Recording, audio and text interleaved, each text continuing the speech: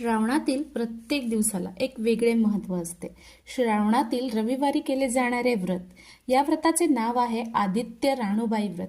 हे व्रत सकाळी केले जाते, संध्याकाळी या व्रताची पूजा केली जात नाही. सूर्य म्हणजे आदित्य, राणूबाई म्हणजे सूर्याची पत्नी असा प्राचीन ग्रंथामध्ये देखील उल्लेख आहे. राणूबाई ही राजस्थान, खानदेश अशा बऱ्याच ठिकाणी लोकांची कुलदेवता देखील आहे.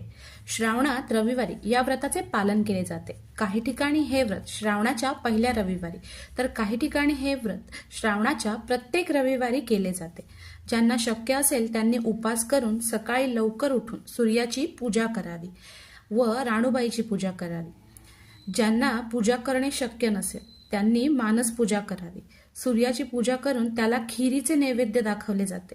दुपारी 12 पर्यंत गायत्री मंत्राचा जाप करावा. श्री आदित्य राणूबाई व्रताची कथा श्रवण करावी किंवा वाचावी.